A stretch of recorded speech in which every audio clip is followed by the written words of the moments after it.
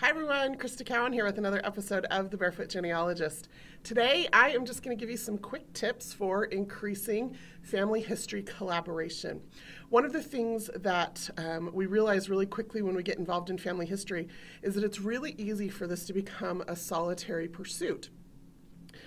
Just last night or early this morning, it was like 2 a.m. and I was sitting in my bare feet in my living room, watching my DVR and working on a family tree. And at 2 o'clock in the morning, when you hit a roadblock or you're thinking that you'd like to reach out to some of these people who are working on some of the same family lines, it can feel kind of like you're all alone. And so I just want to share with you some of my favorite ways to increase the likelihood that we can work with others in our family history. Now, some of you might not want to work with others, but maybe let me just expand your understanding a little bit. I have 9 first cousins, and one of my cousins just had a baby this week. And so that, I think if I counted correctly, brings my grandparents' grand total of great-grandchildren to 19. And so, we're looking at the fact that my grandparents had 4 children, and they had 7 grandchildren, and now they have 19 great-grandchildren. And that's just my grandparents. And if I go back another generation and add in now all of the great-great-grandchildren, that number just gets exponentially bigger. Some of you have heard me talk about doing descendancy research, where you pick an ancestor and you trace all of their descendants. And I've done that with a couple of my ancestors. One in particular, he was born in 1809. And I traced all of his descendants that I could find, and I am fairly certain I haven't found them all. And I hit that kind of that 1940 wall with some of them, where I could only go as far as the 1940 census, and then the privacy laws kick in for various locations, and you can't get any further without some real digging. Anyway, just with kind of this cursory pass of locating descendants for this family and keeping up with them on Facebook and adding new babies as they're born, we are already up to more than 8,700 descendants. I imagine if I was able to take the time to locate all of them, that we would be well over 10,000. And that is for just, one man born 205 years ago. And so as you start to think about the fact that you're tracing your tree back through time, when you get back into the 1800s, the 1700s, it is very, very possible that some of those ancestors that you're reaching have tens of thousands of descendants. And so the chance that you're the only one looking into this particular family is pretty slim. The chance that you're the only one who's ever looked into this particular family are pretty slim. And of course that varies by culture, and it varies by language, and it varies by ethnicity, but particularly here in the U.S., if you're doing research for families who have been in the U.S. for any length of time, England, Canada, we're going to find that we are not the only people researching those individuals. So that's just kind of the mind expansion that I wanted to get some of you to wrap your head around, particularly those of you who are new to family history and might not yet have considered that. And then we're just going to cover a few quick tips, like I said, about how to collaborate with some of those other cousins out there who are researching some of those same family lines. So let's go ahead and dive in. The first couple of tips are going to be very, very basic. And some of you, even if you've been on Ancestry for a really long time, you may not have done this in a while, and so it's a good reminder. The first thing is to check your tree settings. Now, this is not going to be a debate about public or private trees. I have an opinion, and I'll share that with you. I am a big fan of public trees. I have done it both ways. My tree was private for probably about the first 7 or 8 years that I worked here at Ancestry, and it was private for a lot of reasons. One of those reasons was I didn't fully understand the privacy settings. I didn't understand that Ancestry, even if your tree is public, actually makes the information about living people private. So you can have a public tree, and the information about the living people in your tree will be available to you because it's your tree. But if anybody else comes and looks at your tree, they will not be able to see that information. So once I figured that out, I was a little bit more at ease with having a public tree. The other reason I was concerned about having a public tree was because I'm a professional genealogist. This is what I do for a living, and I've been researching my family history since I was 12. And so I have stuff in my tree that the 12, 14, 16, 25-year-old me researched when I knew a lot less, when I didn't understand the genealogical proof standard, when I didn't have any clue that such a thing even existed. I have things in my tree that are not fully sourced. I have things in my tree that I inherited from family members, my dad's aunt, my mom's uncle. And so my tree is not perfect by any stretch of the imagination, and so I kept it private for a long time because, A, I was a little bit embarrassed. I didn't want anybody going into my tree and finding my errors, and B, I didn't want to perpetuate false information. Well, I got over that really quickly. I made my tree public actually after I took the Ancestry DNA test. And I was getting messages every day, and I could not keep up with them. And the message, of course, was just simply, can I see your tree? Can I see your tree? Can I see your tree? And finally, I just said, fine, everybody can see my tree, and I made my tree public. And shortly after that, I received a message from a woman. It was less than kind, where she berated me for an error in my tree. And I was very defensive about that at first, but after I slept on it, I came back and I looked at the proof that she had provided, which I'm grateful she did, rather than just telling me I was wrong. She actually gave me the evidence I needed to correct the information in my tree, and it turns out she was right. And I had this epiphany at that moment that relates directly to this topic of collaboration. And it was that when my tree is public, other people see my errors and correct my errors. Now, I wish they would do it a lot kinder sometimes. I don't mind private messages. I don't mind comments on my tree, but you don't have to be nasty about it. And so be kind to each other. But all of a sudden I realized that people were going to correct my errors. They were going to see the things that were wrong. Now, that is kind of a really basic concept. When you elevate that concept into the world of professional genealogy, what we call that is peer review. No professional genealogists that I know publish anything without having it go through a peer review process first. And so, we want to make sure that our reasoning is sound, that we follow the genealogical proof standard, that we've, gone through that whole process of a reasonably exhaustive search, that we have analyzed all of the information accurately, that we have cited our sources correctly, that we've resolved any conflicting evidence, and that our conclusion is soundly reasoned and well written. And so we do that, in some small way every time we put something in our tree. So that was a really long way of saying, check your tree settings. Some of you don't have strong feelings about having a public tree or private tree. You just might not know which one it is. And so when you're in Ancestry, let me just zoom in a little bit so you can see my screen a little bigger. Then I'll zoom out my tree a little so it doesn't look so crazy. There we go. Okay. So up here in at the top of your tree, you're going to see the name of your tree. Now, I have named my tree something that has meaning. My last name is Cowan, and I've called it my working tree. And I did that intentionally because I wanted anybody who came to this tree to know that this is a work in progress, that this is not a conclusion tree, that this is not something that I've published that says, here's the final stamp of approval, whatever, right? So that's how I chose to name my tree. You can name your tree whatever you want. As a matter of fact, you can even change the name of your tree if you want to do that. All of that is going to be done here under this little link next to the name of your tree. You have tree overview under here, and you have tree settings. And those are the two things that you're going to want to be most familiar with. Your tree overview just gives you information about what's in your tree as far as the number of people and the number of records and who you've looked at and what's going on with your tree. Tree settings is where you're going to control the information about your tree. Again, let me make this just a little bit bigger here so you can see it. So here is where you can change the name of your tree. You're also going to be able to see here if your tree is linked to Family Tree Maker, and this particular tree of mine happens to be.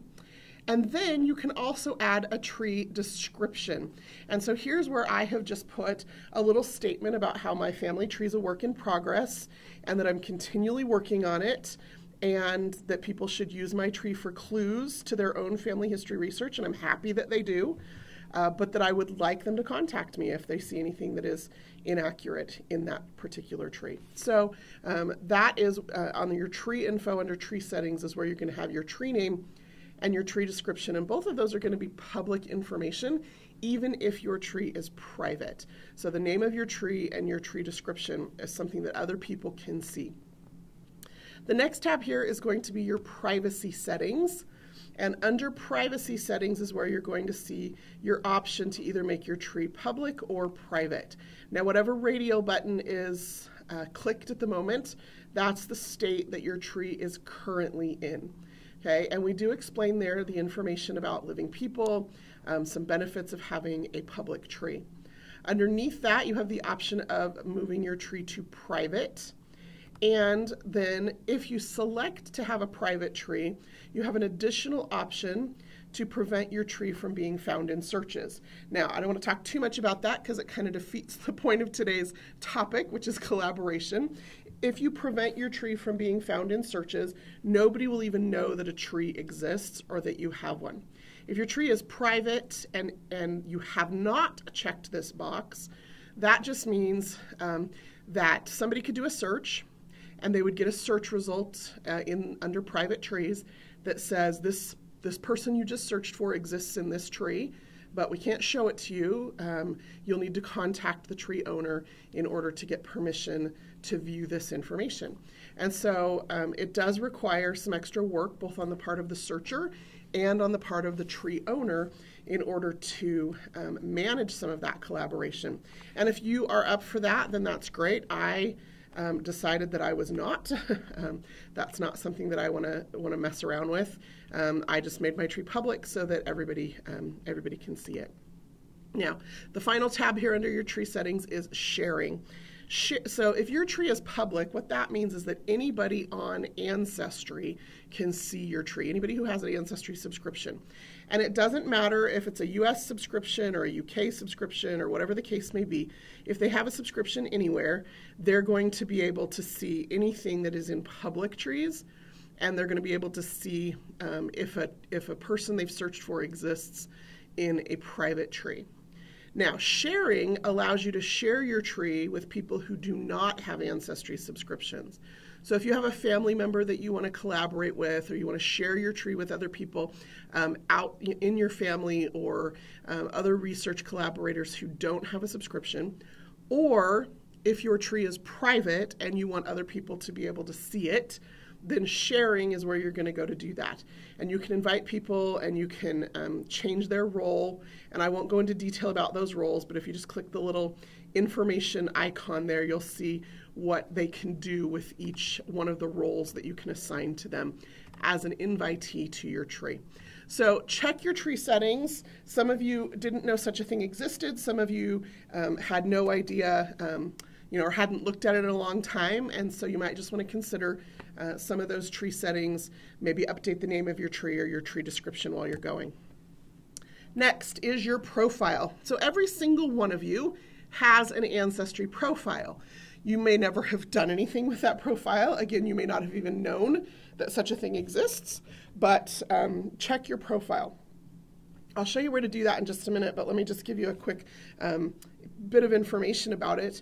One of the benefits of having profile information is that you control what other people can see about you, and you have the control over whether you are increasing or decreasing the amount of collaboration or interaction that you have with people.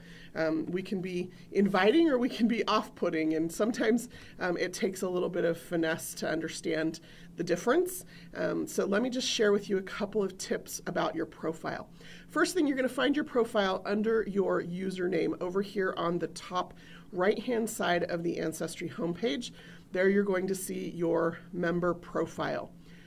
In your member profile, yours probably is going to look a little bit different than mine because I've spent some time working on mine. But the first thing you're going to see is that you can add a photo. Now you'll notice I've got my bare feet there in my photo. It's not even a photo of my face, even though my face is fairly well known. I know some of you are not comfortable putting pictures of yourself out there, but put a picture of something in there. Put a picture of your ancestor or your laptop or your cat or whatever, your favorite great-grandfather. It doesn't matter. Put some kind of a photo there.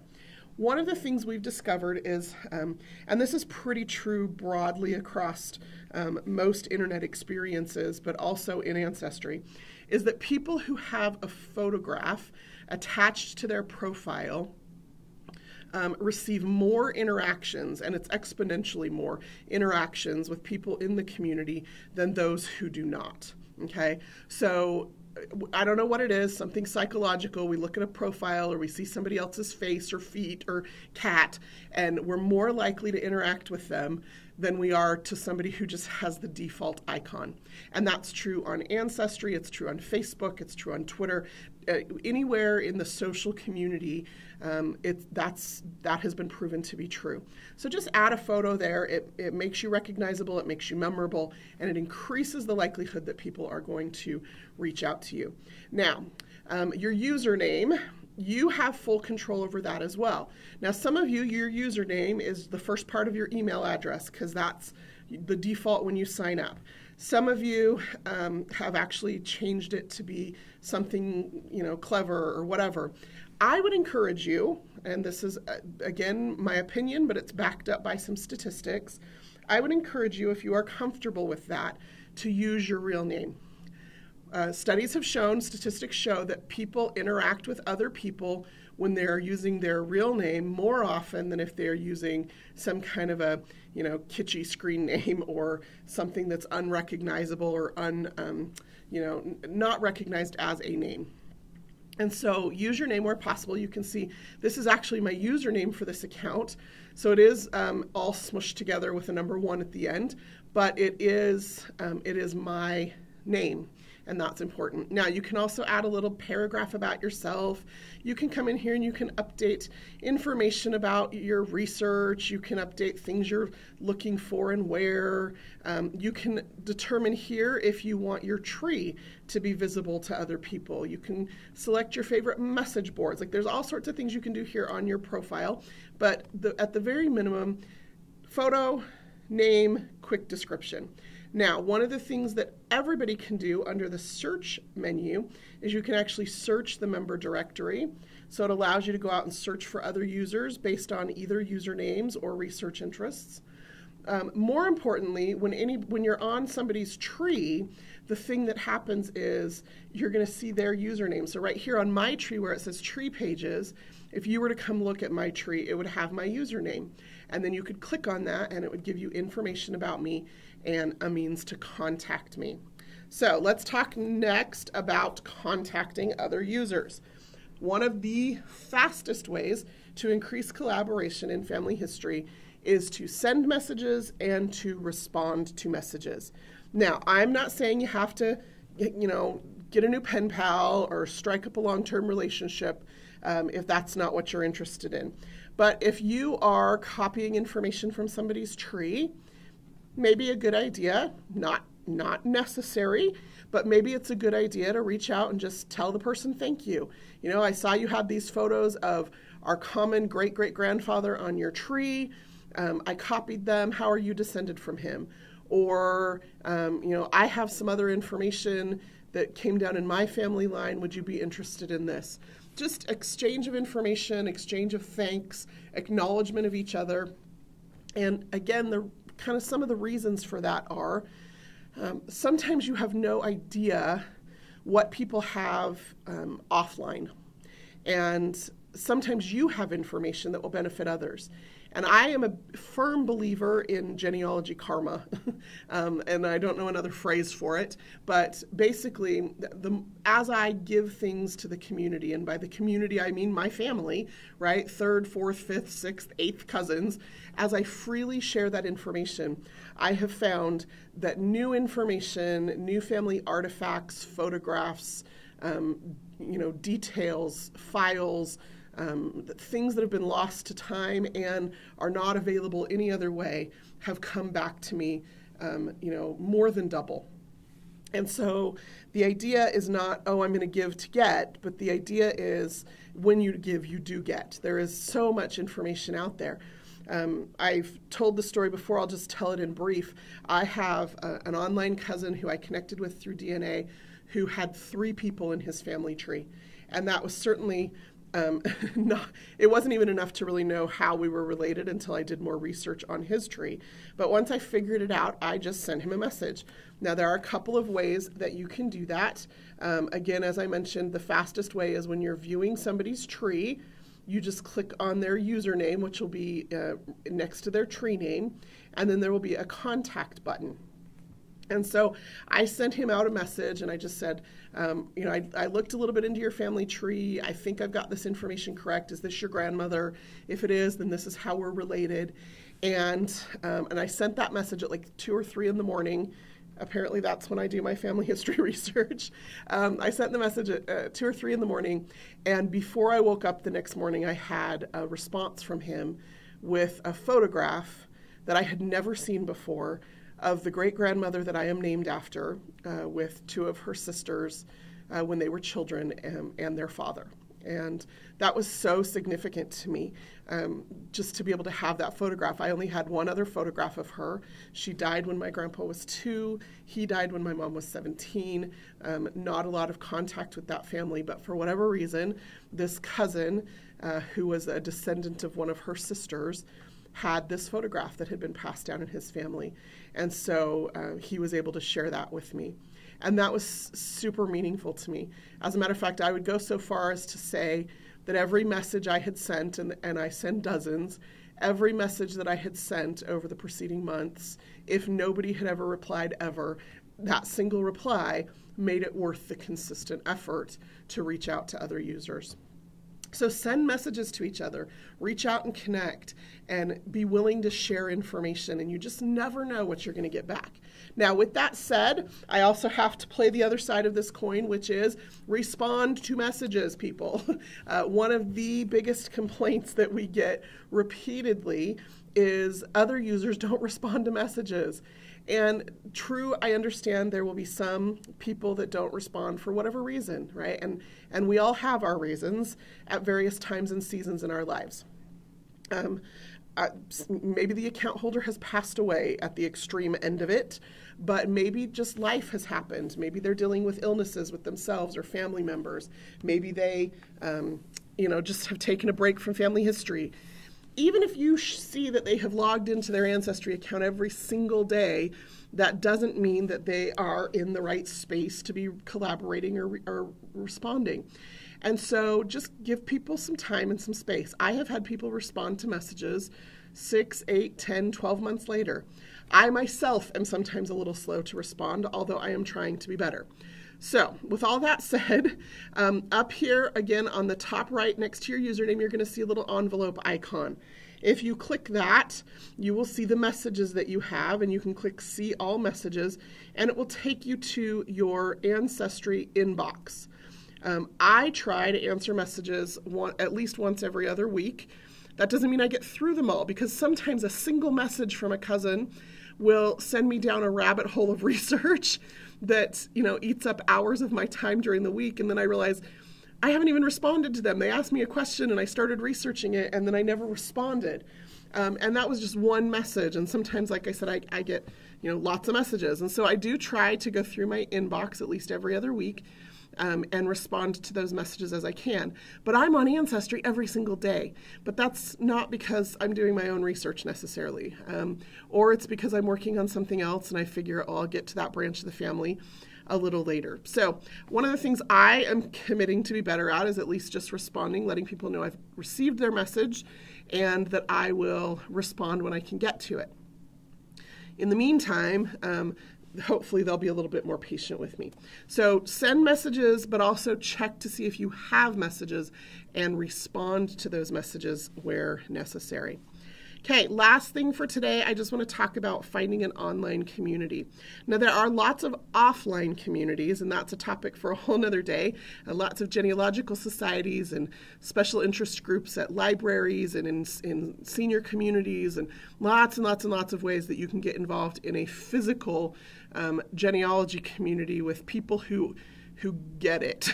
Every time I go to an Ancestry Day or to a genealogy conference, one of the things I love most about that experience is being surrounded by people who get this crazy obsession we have with learning more about our ancestors and climbing our family trees. And I love that. And so anytime I can get involved in an offline community, I try to make the time for that. But like I said, sometimes it's 2 a.m. and we're sitting there, hitting a brick wall or having just made a huge discovery, and we want someone to share that with, or someone to, collaborate with, or someone to bounce ideas off of.